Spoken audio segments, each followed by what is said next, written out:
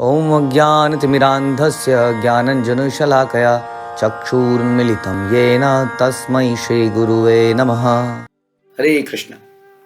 भगवद गीता अध्याय 11 विश्वरूप विराट रूप श्लोक संख्या 15। अर्जुन उवाच पश्यामि देवांस्तव देवदेहे सर्वांस्तथा भूतविशेष संघं ब्रह्माणमीशं कमलासनस्थ ऋषींश्च सर्वानुरंगांश्च दिव्यान्। अर्जुन ने कहा, हे भगवान कृष्ण, मैं आपके शरीर में सारे देवताओं तथा अन्य विविध जीवों को एकत्र देख रहा हूं। मैं कमल पर आसीन ब्रह्मा, शिवजी तथा समस्त ऋषियों एवं दिव्य सर्पों को भी देख रहा हूं।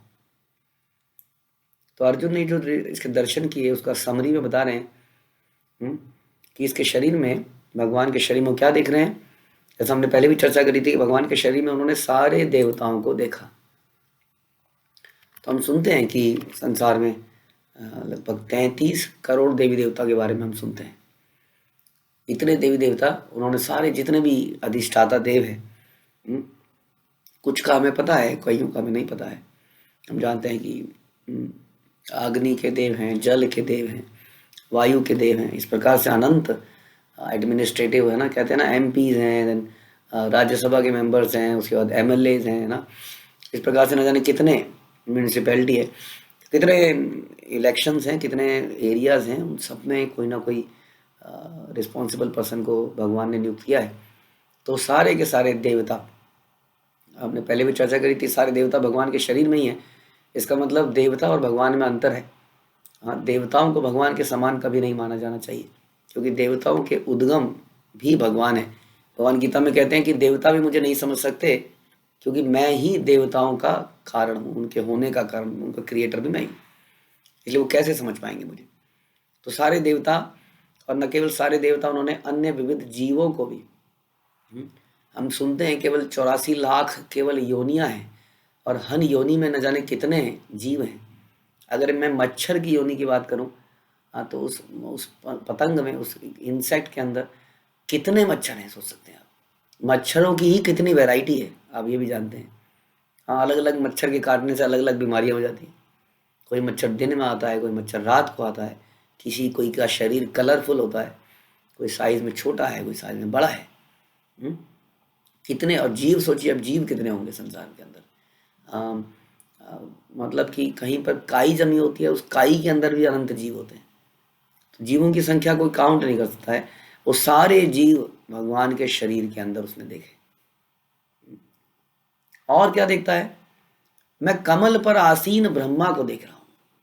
तो हम सुनते हैं इस संसार को, एक यूनिवर्स को, एक ब्रह्मांड को 14 प्लैनेटरी सिस्टम्स में बांटा जाता है, जो कि बिल्कुल नीचे से शुरू होके, जिसमें हम सुनते हैं कि सबसे नीचे पाताल है, रसातल है, महातल है, तलातल है, सुतल, वितल और अतल, फिर भूर है, फिर भूअर है, स्वर, महर, जन, तप और सत्य।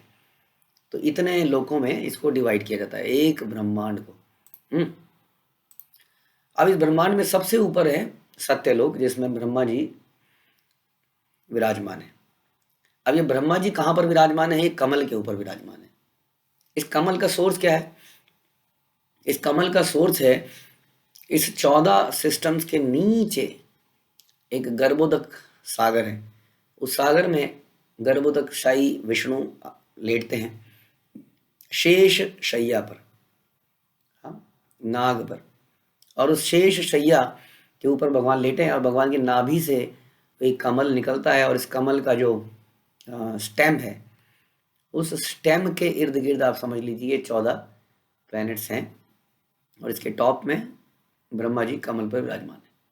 तो इन्होंने उस टॉप के ब्रह्मा जी को देख लिया। अब वास्तव में ब्रह्मलोक जाना इज नेक्स्ट टू इम्पॉसिबल। लोग स्वर्ग लोक जाना ही बड़ा मुश्किल है। स्वर्ग लोक जाने के लिए न जाने कितने पुण्य करने पड़ते हैं, तब कोई व्यक्ति स्वर्ग लोक में जा पाता है। और स्वर्ग लोक जो है क्या है, बिल्कुल भूवर के ऊपर ही है, यानी ज्यादा दूर नहीं है, सबसे निकटतम स्वर्ग लोक ही है। उसके बाद तो महर है, जन है, तप है और फिर सत्य है। इन लोक में जाना बहुत मुश्किल है, क्योंकि परम योगी ही, जैसे हम सुनते हैं 4 कुमार जो है वो इस लोक में ऊपर देखे जाते हैं। बहुत बड़े योगी ही यहाँ पर पहुँच पाते हैं। तो असाधारण बात नहीं थी। लेकिन अर्जुन जो है अपने रथ पर बैठे बैठे उस ब्रह्मलोक को देख पाया, उसके ऊपर के ब्रह्मा जी को देख पाया। अभी सोच सकते हैं कितनी विस्तृत चीज है ये। अब जानते हैं ब्रह्मा जी, जब हम सुनते हैं ब्रह्मा जी का जब जन्म हुआ कमल के ऊपर, तो भागवत में बताया गया कि ब्रह्मा जी उस कमल के ऊपर से नीचे उतरे। हर कोई जानना चाहता है कि मैं कहाँ से आया, है ना। यदि हमें मालूम ना हो कि मेरे माता पिता कौन है, तो हमारे अंदर एक नेचुरल एक जानने की इच्छा होगी कि मेरी माँ कौन है, मेरा पिता कौन है, और आदमी उसके लिए बहुत मेहनत करना चाहेगा, करता है। और मैं कहाँ से आया, मेरा कुल क्या है, वगैरह वगैरह।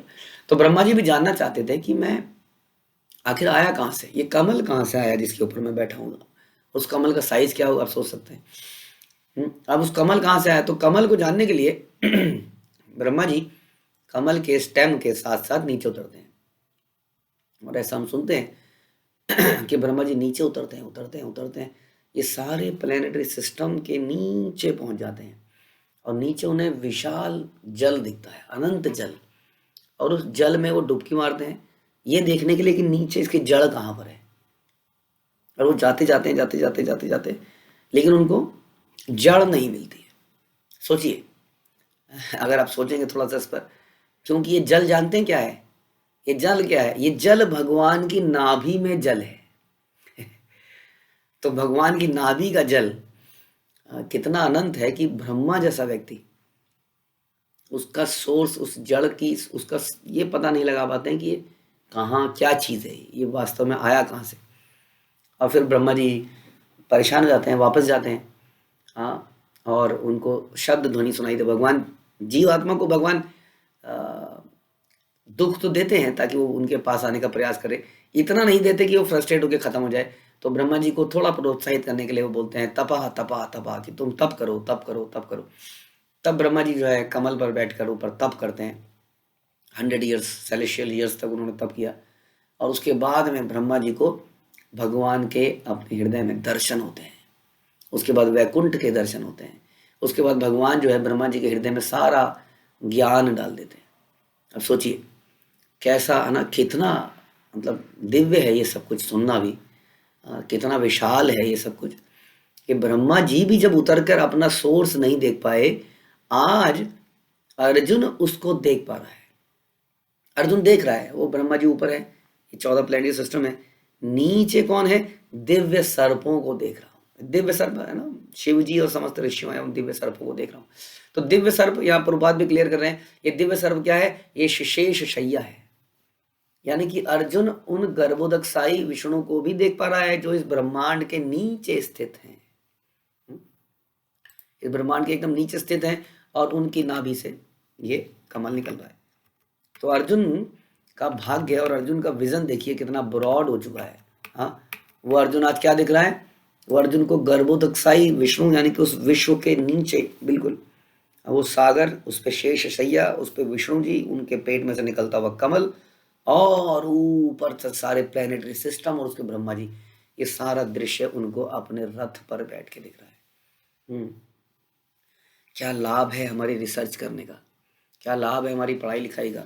यदि हम भगवान को प्रसन्न कर दें तो सारा ज्ञान हो जाता है। जो चीज़ हम खोजना चाह रहे हैं वो चीज़ उनको पहले से पता है, क्योंकि ही इज़ द क्रिएटर, है कि नहीं। जैसे कई बार हम अपनी क्लास में बताते हैं कि यदि किसी को जानना हो कि उनके पिताजी कौन है, पिताजी मालूम नहीं है, तो क्या करे वो लड़का, वो बच्चा। कई तरीके हैं, पड़ोसी से पूछे, उधर जाए, इधर जाए, इधर जाए, डीएनए टेस्ट करे। हाँ, कितने डीएनए टेस्ट कर लेगा वो, सोचिए। हमने एक दिन कैलकुलेट करा था कि कुछ एक डीएनए टेस्ट करने में इतना समय लगता है, यानी कि पूरी जिंदगी भी लगा रहेगा तो कुछ लोगों का ही डीएनए टेस्ट करा पाएगा। हाँ, इस असंख्य के संसार के अंदर। तो क्या तरीका है फिर, माँ से जाके पूछ लो। हाँ, अगर माँ सही बात बताएगी तो माँ ही बता सकती है। That is the right way. इस कहते हैं हियरिंग फ्रॉम हॉर्स माउथ और हियरिंग फ्रॉम बोनाफाइड अथॉरिटी। हाँ, सही जगह से सुनना, प्रामाणिक जगह से सुनना। हाँ, तो उसी तरीके से हम संसार में बहुत सारी रिसर्च कर रहे हैं, जानने का प्रयास कर रहे हैं, खोज कर रहे हैं, बीन कर रहे हैं, लेकिन यदि हम कृष्ण को प्रसन्न कर लें, जो कि क्रिएटर हैं, तो हमें सारा ज्ञान अपने आप हो जाता है जो हमारे लिए ज़रूरी है। फिर भी सारा ज्ञान तो हम नहीं, क्योंकि हम वी आर नॉट कृष्णा, हमें हर चीज़ का ज्ञान हम इस समा ही नहीं पाएंगे, लेकिन जितना ज़रूरी है संसार में उतना सारा ज्ञान हमें अपने आप हो जाएगा। इसलिए भक्ति करने से जितना ज़रूरी ज्ञान है उतना मिल जाता है। हम अपने आप से ज्ञान लेते हैं तो न जाने कौन कौन सी अनाप शनाप डिग्रियाँ हमने अपने इस जीवन काल में इकट्ठी कर ली है कि नहीं। इस संसार के हिसाब से भी हम ऐसी डिग्रियाँ इकट्ठी कर लेते हैं जो यूजलेस है। चलो ये भी कर लेते हैं, चलो ये भी कर लेते हैं ना, इस संसार के हिसाब से भी वो यूजलेस हो जाती हैं। तो फिर अदरवाइज अध्यात्म के हिसाब से तो क्या ही कहें। इसलिए यहाँ पर देखिए अर्जुन को वो दृश्य दिखा जो किसी को नहीं दिख सकता है। हम ये कह रहे हैं कि जो ब्रह्मा को नहीं दिख पाया वो दृश्य अर्जुन को यहाँ पर दिख गया। एक साथ उसने गर्भोदकशाही विष्णु के दर्शन किए और उसके ऊपर से ब्रह्मा जी के भी दर्शन किए। ये सब क्यों हो पाया? ये सब इसलिए हो पाया क्योंकि अर्जुन ने भगवान को नतमस्तक किया, शरणागति करा। जैसा वो बोलेंगे वैसा ही करेगा, कर भी रहा है। भगवान अर्जुन की शरणागति से, अर्जुन के प्रणाम करने से, अर्जुन का भगवान को भगवान मानने से, क्योंकि यहाँ पर भी अर्जुन ने कहा हे भगवान कृष्ण, शुरू ही ऐसे होता है क्योंकि अर्जुन उनको समझ चुका है। इसलिए जितना भी जीवन में ज़रूरी ज्ञान है वो मिल जाएगा, नहीं तो हम न जाने पता नहीं कहाँ कहाँ पर रिसर्च करते रहेंगे, कहाँ कहाँ पर खोदते रहेंगे। पानी खोदने से नहीं निकलता है, पानी सही जगह पर खोदने से निकलता है। वो सही जगह ही नहीं पता लगा पाएंगे हम भी खोदना कहाँ पर है। जैसे कि संसार में हो रहा है, हम बहुत सारा नॉलेज गेन कर रहे हैं। एक्चुअली में इन्फॉर्मेशन वही होनी चाहिए जो ट्रांसफॉर्मेशन लेके आए। No transformation then that is not information. या नॉलेज का रिजल्ट होना चाहिए कि वो हार्ट ट्रांसफॉर्मेशन हो, लेकिन हार्ट ट्रांसफॉर्मेशन नहीं हो रहा है। बहुत सारी यूजलेस मुझे लगता है हम नॉलेज इकट्ठी करते जा रहे हैं, जिससे हमारा नीचे झुकना और मुश्किल होता जा रहा है, हमारा अहंकार बढ़ता जा रहा है। यहाँ अर्जुन जो है अपनी नॉलेज लगा रहा था गीता के पहले चैप्टर में, लेकिन कुछ समझ नहीं पाया। जैसे उसने भगवान को शरणागति करी, अब ये इस अवस्था में आ चुका है कि ऐसा दर्शन कर रहा है जो मुझे लगता नहीं दुनिया में किसी ने भी किया है। हाँ, जो ब्रह्मा जी भी नहीं कर पाए। वो ऊपर से नीचे का व्यू वो अपने रथ पर बैठा बैठा देख रहा है। तो ऐसे अर्जुन की जय, भगवत गीता की जय, श्रील प्रभुपाद की जय।